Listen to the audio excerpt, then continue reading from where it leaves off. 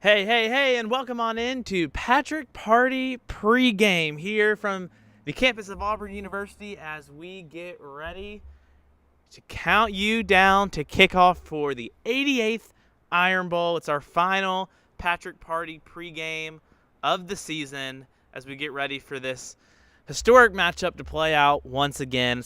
It is probably the best rivalry in the sport. Should be a spectacle today on campus when people all from around the state get ready to take in what should be a really fun atmosphere in Jordan-Hare Stadium. And we'll see about the game, and we'll talk about the game pretty much exclusively on the second half of our show today. We have a fun show planned. For those of you that I haven't met, welcome into Patrick Party Pregame. I'm Patrick Bingham. We are so excited to be here on campus. Changed up the location for our final show of the year, and it should be a real fun one as we get ready for what could be a really interesting matchup. I know a lot of the excitement, luster really faded away after last week's performance, and we'll talk all about it, but still could be some magic here in Jordan-Hare Stadium today. We'll see what Auburn is able to do. Happy Thanksgiving week, happy Thanksgiving weekend, happy Black Friday, and all the other things. Holiday season that is coming up. As we said kind of earlier, this is our final Patrick Party pregame of the season. We might have one for the bowl game. That is to be determined, depending on locations and everything, and we'll find that out in about 2 weeks. But for the regular season, this is it. Thank you for joining us. If you are signed up for our email newsletter that got sent out Friday afternoon, you saw our preview, and we're going to talk about that and kind of explain some of the logic behind it here on pregame. You also have our podcast that's been out since Wednesday on Apple and Spotify, as well as patrickparty.com. Our national TV board, if you're watching this game from home or at a tailgate, make sure to get it out. You can print it out. It has every game that will be on every channel that you could possibly have, all labeled out, what time it will be, everything. So highly encourage you to look at that as well. Our pick'em is already closed. There were actually games on Friday that's been closed for a little bit. And I think that's it for our announcements. Let's go ahead. We have started this show all season long. We've been commemorating the anniversary seasons of the 1983, 1993, and 2013 championship seasons for Auburn football. And so our schedule had gotten a little weird because, the Georgia games moved up now. And so we did those then, and it's been kind of weird. And we were playing catch-up last week. We did some SEC championship games. But it's now time for the Iron Bowls of the 1983, 93, and 2013 season. So we got highlights. Let's go ahead and hit the highlights. You see Legion Field, the old site for the Iron Bowl in 1983. Of course, everyone remembers that 82 edition. Auburn broke the streak, had Bo over the top. They came back in 1983, got up to a pretty big lead with Bo Jackson against number 19 Alabama, Auburn 3 at the time. There was a potential tornado. There was a tornado in Jefferson County. It ended up raining. The fans, the team stayed. Auburn ends up getting the win in 1983, securing that spot in the Sugar Bowl in an outright SEC championship, 23-20. Let's take it to 1993. Hard to find these highlights. You remember they were the best team on radio. We all remember the stuff from the 93 season. Auburn got ranked as high as number 6 in the country for this game. Alabama number 11. It was a back-and-forth game. Stan White. A lot of memorable highlights from this one. But Auburn ends up getting the win in the first season with Terry Bowden as head coach. Auburn goes 11-0 and ends up winning the game 22-14. And then, you've been waiting on it. You've been seeing it all week. The 10-year anniversary of maybe the greatest game ever played. Certainly the best in Iron Bowl history. Number 4 Auburn, number 1 Alabama. The first time ever that a winner-take-all SEC championship game. And, of course, the winner of the last 4 had been to and won the national championship game. It was a great game up until this point, a back-and-forth showdown. Great quarterback play by Nick Marshall and A.J. McCarron. Auburn ends up getting a late score with just about a minute left on the clock. You see Marshall, the triple option to Sammy Coates to get that crazy touchdown. You thought, man, that'll be the highlight we'll all remember. Well. It appeared after video review there was 1 second left on the clock after the end of that Alabama drive. Instead of going for a Hail Mary, which is what even the broadcast thought they might do, after missing 3 field goals, they put in Adam Griffin to kick a 59-yarder. Chris Davis returns it in the back of the end zone, takes it all the way back 109 yards in 1 second. Auburn advances to the SEC championship, takes Alabama out of a potential three-peat, and advances to Atlanta and, of course, eventually to the national championship game. Wow, what a spectacle. They couldn't keep the fans off the field. Very, very exciting. The greatest game I've certainly ever been to and seen in person. Now let's talk about today's matchups and what could be an incredible rivalry. Could be another edition. You know, it's been interesting. They've had these top-ranked matchups the last several years, but none of them have really ended up being a great game. We've had shocking results. You know, Michigan won the last 2, Ohio State, but really since 2016, they've all kind of been blowouts. I'm interested to see what happens in today's edition between Michigan and Ohio State. Let's talk about Michigan for a second.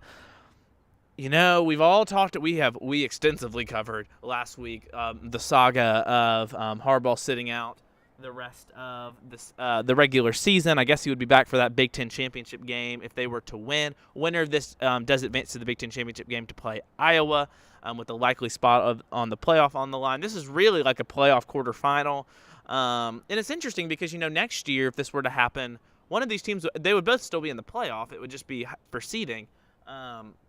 So certainly some different stakes in this one. In the Big House, Michigan's won the last 2, and they just haven't quite been tested. I'm interested to see if the Buckeyes can force Michigan to throw the football. Like, Michigan, can they complete passes when everyone knows they have to throw the football, and they can? It's going to be really interesting to see how this one goes. The Ohio State perspective is interesting because everyone's talking about Jim Harbaugh being out. And yes, maybe that is a disadvantage for Michigan. I don't think it's that significant. I think what's more interesting is there's been a lot of talk about Ryan Day, and he has been so successful. But he has lost to Michigan the last 2 years. He's 1-2 against the Wolverines. And if he were to lose the third straight, you know, there would be Buckeyes fans that would be like, we got to try someone else. This isn't working. And they've had great seasons, you know. They went to the playoff last year. They were a field goal away from probably winning the national championship game. And yet there will be fans that will complain. I think that's what makes the sport so great and speaks to how important this rivalry is to so many. But how much worse would it be if he lost to Michigan without Jim Harbaugh? That's the storyline that I'm interested in. It would be a little even bit more insult to injury. And it's certainly something to look for in this game. I'll make this pick later at the conclusion of the show. Should be a fantastic game. Big noon on Fox. Probably the game of the day. We've been waiting on this one all season. Winner goes likely to the playoff in this scenario. 2 great teams. 2 teams that have really kind of had different paths to this point. It's an undefeated showdown. Should be certainly a lot of fun. Kentucky and Louisville. Louisville has been one of the quietest talk. Like, nobody's talking about Louisville, but Louisville is currently 10-1, and it's been so interesting. We'll make this pick later, so I won't talk about it in too length. Kentucky has won the last several of these games. Louisville bringing Jeff Brom home. Scott Satterfield goes to Cincinnati. Louisville hires Purdue coaches Jeff Brom, and he is whitewashed the Scott Satterfield out of this program. They have been great. No one's really talking about them. You want to talk about a potential let's get weird game? Louisville's not going to the playoff, but without Jordan Travis at Florida State, which we'll talk about in a little bit, what could Louisville do in an ACC championship game? It's already clinched up. Can Louisville cap off an incredible regular season, especially a first-year regular season against rival Kentucky at home? Should be a fun one in Cardinal Stadium, also at 11 a.m. on ABC, at 11 a.m. on ESPN. LSU, Texas A&M. Texas A&M will likely have a coach in the next couple days. Guys to look out for in that, Mike Elko from Duke or Jeff Traylor from UTSA. Those are kind of the 2, I think, that are kind of down to the wire. A lot of it might have to do it's very interesting to me where else this could go, but I think those are kind of the 2 candidates. LSU, they had their loss to Ole Miss, they had their loss to Alabama, and I want to say they lost to somebody else. I can't quite remember. But can LSU end up making this still a very successful season? They're 14th in the country right now. If things got weird, no. I mean, I think Ole Miss, having beat them, Ole Miss will likely get Citrus Bowl. But, if there's some upsets, they could slide into a Citrus Bowl, meaning Ole Miss gets into New Year's Six. So, I mean, it still could be a great season. Jaden Daniels probably going to want to have another electric day if he wants to get in the Heisman. I just think it hurts him that he would not be playing in a championship next weekend. Just more chance to pad those stats. But he's been one of the best players all season long. It feels like every game he's doing something where it's like, Jaden Daniels, first ever player to do this. And you're like, well, we'll see. Should be a fun one there for A&M. We just talked about their coaches. They're a strong team. They've had a really good defense. It is going to be a tall task to go up against LSU. They pulled off the upset last year, and we'll see if they're able to do it again against the Tigers. Let's talk about Wisconsin, Minnesota, the battle for the Axe. This Wisconsin-Phil Longo offense has just been very underwhelming. It really hasn't worked.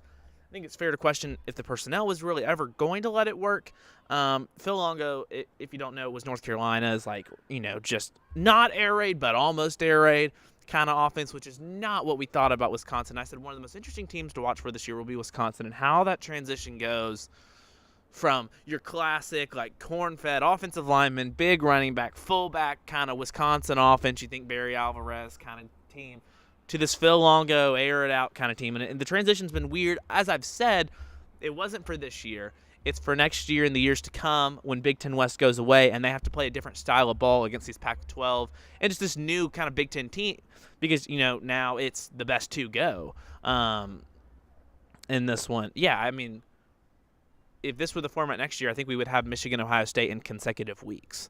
Well, I guess Washington and Oregon. So, but this should be a fun one. So they're both bowl eligible. This is just who can get that seventh win, really start to solidify a good start. For Wisconsin. Minnesota, a down year for P.J. Fleck, and we'll see what they end up doing in that one. Let's talk about BYU, Oklahoma. I'll make that pick later, too. BYU, Oklahoma State. Oklahoma State can lock up a spot in the Big 12 championship game if they win. If they lose, they're likely out of it unless a lot of things happen. They play BYU. BYU is tough against Oklahoma at home. I think BYU on the road is a different story. Oklahoma State, it's a take-care-of-business game on ABC at 2:30. That Ollie Gordon has had a great season at running back for them, and that's pretty much the same deal. Same thing for Washington. They've locked up the Pac-12 championship game. This is a take-care-of-business, keep your playoff hopes alive, and get ready for a date with either the Ducks, likely the Ducks, or the Arizona Wildcats next week in Las Vegas. Washington's had an incredible year. They've answered every test. Can they do it one more time in the regular season before a big Pac-12 championship game where it's winning into the playoff? And you want to talk about programs? Washington, not when you think of big programs of this early playoff era. Washington's not one you think of, but they could get to their second playoff, which is more than a lot of teams this upcoming year. So we'll watch out for the Huskies. Michael Penix Jr. has had a great season. Probably going to get invited to New York for the Heisman. We'll see how they do. Washington State has lost the plot. They were having a good start to the season, and they have lost several games recently. They beat up on Colorado. Now everyone has done that. But they've lost the plot. We'll see if they can figure something out in this big Apple Cup. And remember, this and the Civil War between Oregon and Oregon State, they are going to continue, even with all the conference changes. Both teams announced we are going to continue playing these games, Oregon and Oregon State, and Washington State. So a rivalry that's not going away, so be happy about that. Let's talk about Florida State. For the Gators, man, they just so close once again. And, you probably shouldn't have lost to Arkansas at home, but they came off close. The game management and operation, I don't think there's going to be a change at Florida and Gainesville with Billy Napier. But it's going to be a prove it in year 3 and tell us why we should keep you kind of year. And it's been one of those things for me where I can't help but think they're going to have to make some serious changes when it comes to how they manage their game and their game day operations, because they make silly mistakes. And it's one of those things where, like, it happens against Utah, and you're like, is this some week one-iness? It's not a good look, but is it week one? It has continued all season long, and we're going to see what they can change for Florida State. Of course, they moved down in the rankings. Everyone's kind of, like, counting them out. If they win the ACC championship, they still go to the playoff. Even though Jordan Travis is hurt, they will be undefeated. They certainly wouldn't be a favorite, and I think Jordan Travis being out really hurts their chance to win playoff games. But they should be able to take care of Florida in the Swamp. They haven't won in the Swamp in a while.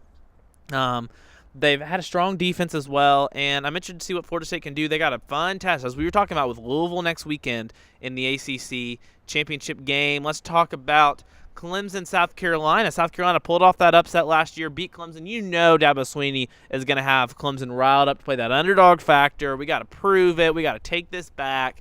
Revenge kind of game for Dabo Swinney and the Tigers. And they've gotten ranked. You know, everything looked bad. When Tyler from Spartanburg called and they were below 500, it looked like everything had just gone to hell for Clemson. Sorry for my language. And they've turned it around. They beat Notre Dame. They've beaten Georgia Tech. They've taken care of business the last couple weeks. Can they do it again? Get to 8 wins. A bowl game's 9. And, you know, it was a solid year, all things continued. And then they got to evaluate how we're running this program, if we're going to use the transfer portal, stuff like that moving forward to get back to that competitive level Clemson. Because Clemson, as we knew it, championship level Clemson is not a thing anymore. But they could get back to it. They're just going to have to make some changes. Let's talk about South Carolina. They suck. And that's really all I want to say about them. They're not very good. They beat Kentucky last week. Technically, if they win, they can get to a bowl game. They're just not a very good football team. Maybe I'm a hater. I expect Clemson. I'll make this pick later. I expect Clemson to win big. And that's no shade to South Carolina. They just... this isn't going to happen 2 years in a row. Sorry. North Carolina, NC State, kind of a rivalry game up in North Carolina. North Carolina, they just their defense is not good. Sorry, Gene Chizik. And NC State is, you know, they're having an NC State kind of year. And I'll make this pick now. I like the Wolfpack in this one late night on the ACC network. And then for the 88th time, it's Auburn and Alabama. Alabama coming in. Still a championship contender, could get back into the playoff. We'll certainly have a fun date with the Dogs, a win-and-in scenario in Atlanta next week. But they got to play the Tigers first in Jordan-Hare Stadium. Hugh Freeze's first take at Nick Saban and his behemoth of a program at Auburn. And you know what? Let's go ahead and get into this preview, and we're going to talk first about the Crimson Tide. And let me tell you this. We'll start off with this thought. If the last time you watched Alabama was their game against Texas, newsflash, they have vastly improved. You know, you watch that game against Texas and you're like, uh-oh, maybe Auburn could beat them. Then you watch that Cal game and you're like, okay, maybe not. But the thing that has been so interesting to me, there's a couple of different things. Alabama's defense has always been really good. And when people have kind of talked about, could Auburn pull off this upset? This Alabama defense, this defensive front, has been really dynamite since Texas ran through them. And that was what was so fascinating about that game was Texas has been was just able to just line it up. And, Texas's offense and defensive lines looked like Alabama's. And that was what was so shocking. Texas didn't beat them flashy. Sure, they had some deep balls. Quinn Ewers had a good game. But Texas was able to win on the line, win with the meat and potatoes kind of football. Kind of a Thanksgiving thing there. Since then, Alabama has been very strong. I question who they have played that would really challenge them yet, and I'm not saying Auburn will. I think the thing, Alabama's secondary is really good. Their defense is really good. You want to talk about their offense? Something that was very interesting. Jalen Milroe has really improved throughout the season. He's torn up. He tore up LSU and Ole Miss. Granted, I don't think their defenses are that good. Ole Miss is certainly better. But the big thing with Jalen Milroe is he has really been able to tear people apart with his legs. The one and has hit the deep ball. They have been fantastic with explosive plays. Now, it's been interesting to see his intermediate passing has certainly been to question. It's been the weak point. I'm not saying like, oh, it sucks, but it is of his game. It is the weak point. And you could probably say the same thing about Peyton Thorne. But what's been so interesting to me is actually I'm interested. You look at this graphic. Thorne has outrushed Milroe this year. And you look at that and you're like, what? Like, that cannot be true. What's been interesting is that look at the touchdowns. Milroe has 12 touchdowns to Peyton's 3. He's a threat in the red zone. And, I would also say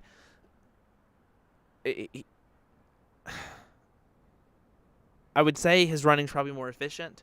And he's certainly, a better athlete. And I think the key for Auburn, as you talk about, like, what is Auburn's path to victory in this game? We talked about it on the preview. And we'll do it again. The only time Auburn has ever been unranked and beaten a ranked Alabama team in an upset fashion was 2002 in Bryant-Denny Stadium. That's the Trey Smith game. Auburn got up to a 17-0 lead at halftime.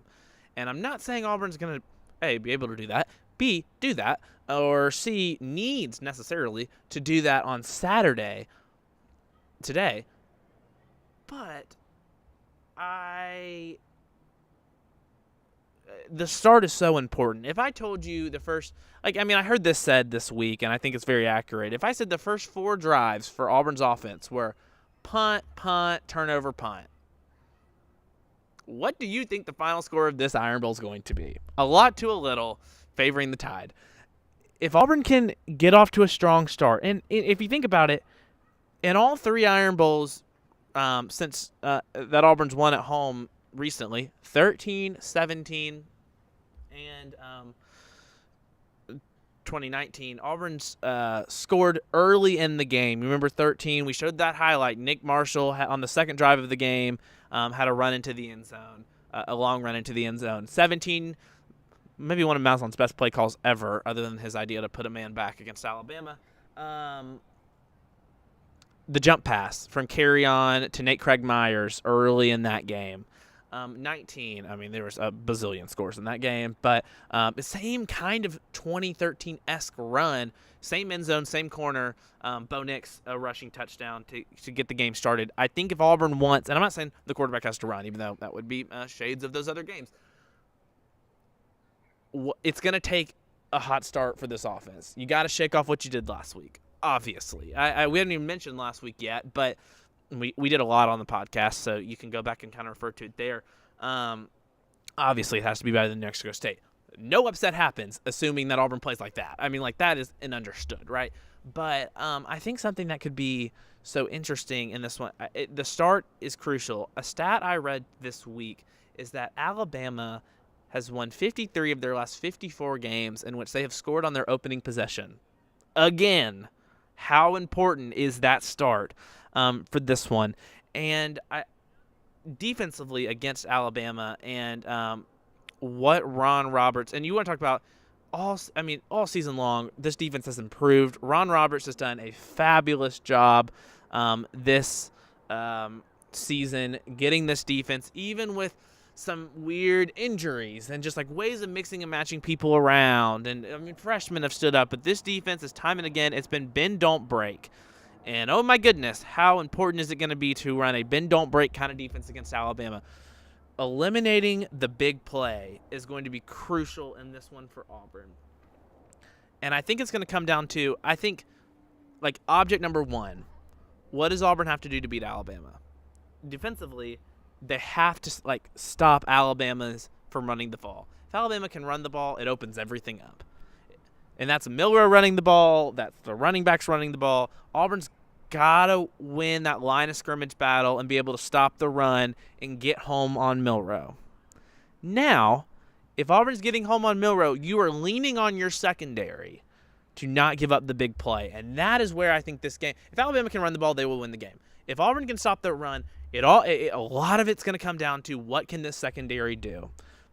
And you look back to that 21 game or the 17 game, Auburn was able to stop the big play and until the very end, 21, and get pressure on that quarterback. And we've talked all season about Ron Roberts' delayed blitz packages, and that is going to have to be a 21 kind of esque performance. If you think back to that Iron Bowl, Auburn's going to have to get home. They're going to have to pressure Jalen Milroe and contain that pocket. The pocket breaks away. Milroe can run.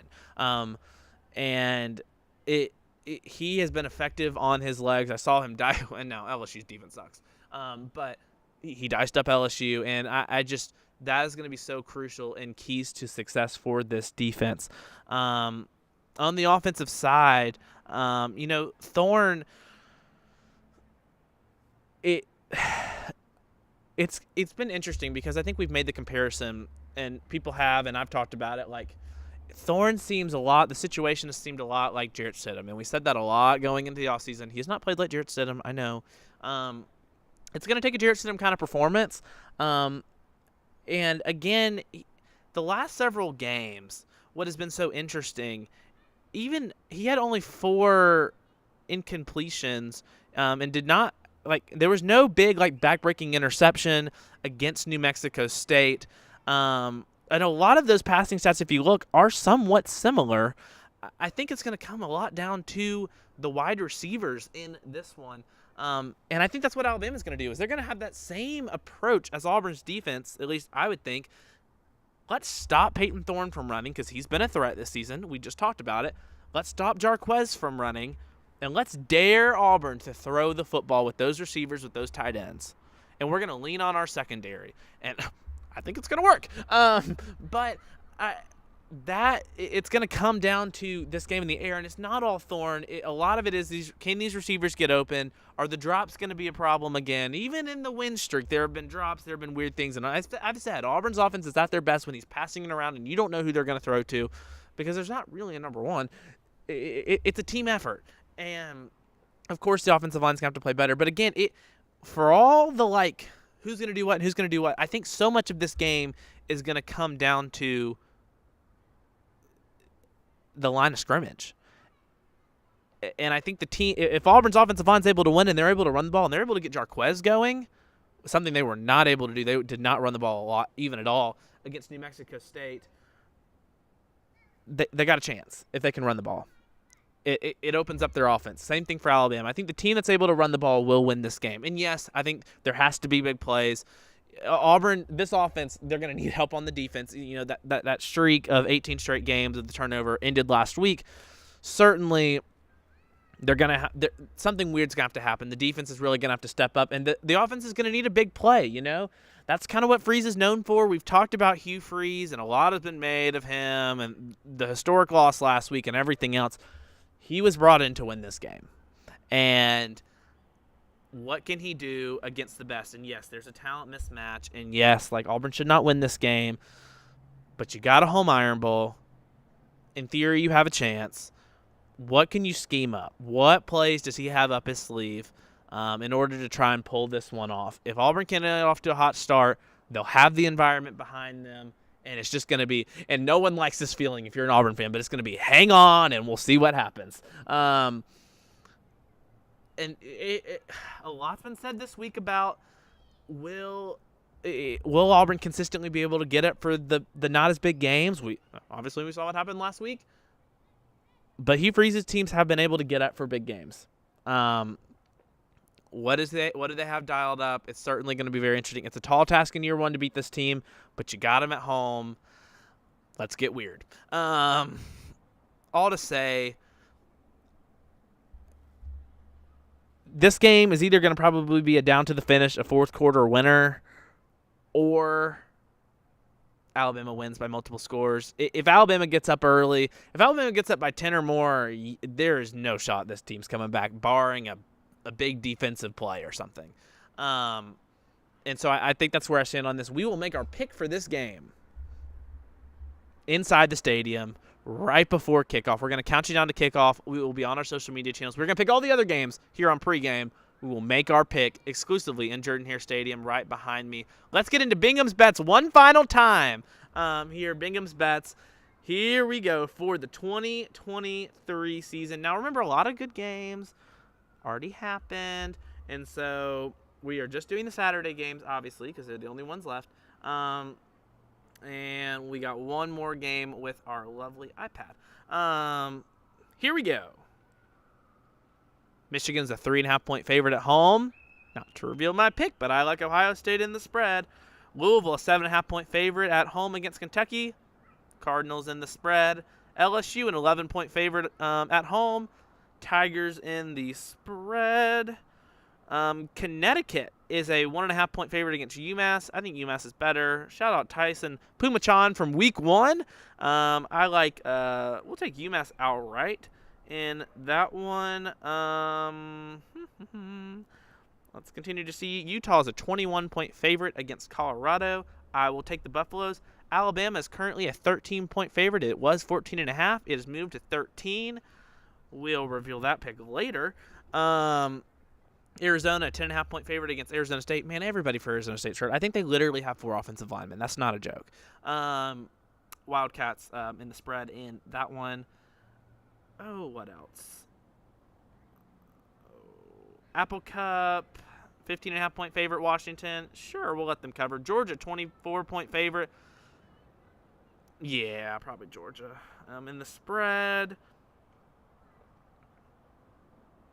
Clemson's a 7.5-point favorite. Tigers big. North Carolina, 2.5-point favorite on the road. We'll take NC State. And, yeah. That's it for Bingham's bets. Oh, wait. And Florida State is 6.5-point favorite.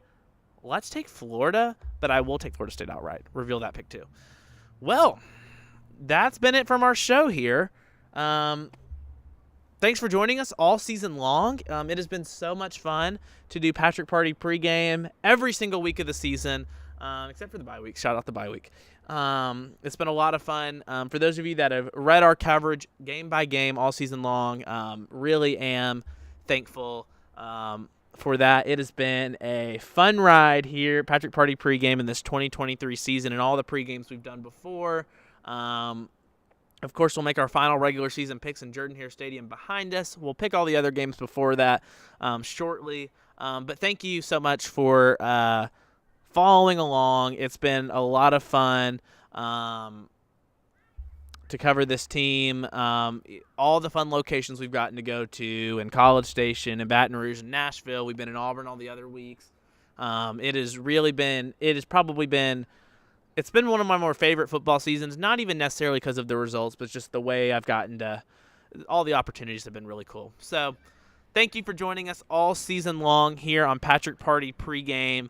One final time for the season. Let's go ahead and get into Pat's picks. Remember, the Iron Bowl pick will be on our social media pages about an hour out inside Jordan-Hare Stadium, so you're going to want to watch out for that. That's at the Patrick Party on all of our social media pages. For now, we'll make Pat's picks. Enjoy your college football Saturday. Hey, everybody. Welcome on into the Patrick Party here from Auburn, Alabama. Let's go ahead and get to our rivalry week picks. We'll start with the game. Michigan-Ohio State should be a lot of fun in Ann Arbor today. I do like the Buckeyes. I just think they've been tested more down the stretch than Michigan has. I like Ryan Day and his squad in that one. Wisconsin, Minnesota should be a really fun one up also in Big Ten country. They both struggled a lot on offense. I do favor the Badgers on the road in that one. I like Wisconsin. Kentucky, Louisville, another fun game. Louisville, number 10 in the country. They've had a great season. I think they're going to round it out with a win. The first time in a while against the Cats. And the nightcap. You have Florida State without Jordan Travis because of his injury. The Gators will probably play pretty strong in this one. They're fighting for bowl eligibility. I do like the Seminoles in the swamp for the first time in a while. Clemson, South Carolina. South Carolina snapped that streak last year. It's a revenge game for Dabo Swinney and his now ranked Tigers. I like Clemson in that one. We are going to make our Iron Bowl pick from inside Jordan-Hare Stadium as we count you down to kickoff. So stay tuned on our social media platforms everywhere. This has been Pat's Picks from Auburn, Alabama.